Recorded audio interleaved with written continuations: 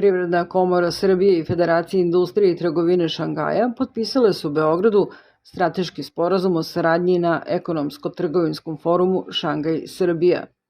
Direktor sektora za strateške analize, usluge i internacionalizaciju Privredne komore Srbije Mihajlo Vesović ocenio je da je sporazum važan za dalje jačanje privrednih veza između Šangaja i Srbije, a posebno Beograda sa kojim Šangaj ima potpisan sporazum o bratimljenju od 2018. godine. Za nas i za srpsku privredu je izuzetno važan sporazum koji nam daje i sigurnost, ali i okvir, pa i podršku kineske strane da se mnogi projekti, posebno tehnološki projekti, znači u naprednim tehnologijama, u biogenetici, u informacijalnim tehnologijama, u razvojnim istraživačkim centrima, podrži na jedan institucionalni način.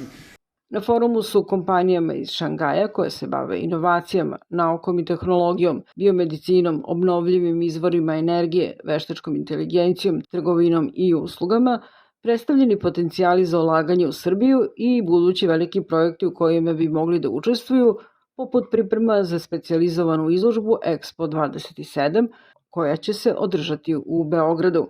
Državni sekretar Ministarstva trgovine Srbije Stevan Nikčević podsjetio je da je Kina jedan od najznačajnijih spoljnotrgovinskih partnera Srbije. Vrednost ukupne robne razmene sa Narodnom Republikom Kinom je za posljednjih 10 godina uvećana više od 4 puta. U 2012. godini iznosila je 1,4 milijarde dolara, a u 2022. iznosi 6,1 milijardi dolara. Investicije kineskih kompanija su u nekoliko poslednjih godina doprinele obnovi u privrednom razvoju u mnogim gradovima širom Republike Srbije.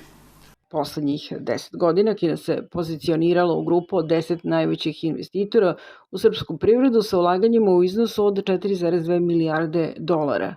Dodatni impuls u napređenju bilateralne trgovinske saradnje pružit će predstojeća liberalizacija spoljne trgovine između naše dve zemlje kroz zaključivanje sporazuma o slobodnoj trgovini, na osnovu čega bi se srpskim proizvođačima pružila prilika da svoje proizvode plasiraju na tržište od 1,3 milijardi ljudi, kao i otvorile dodatne mogućnosti za kineske kompanije da investiraju u nove projekte u Republici Srbiji.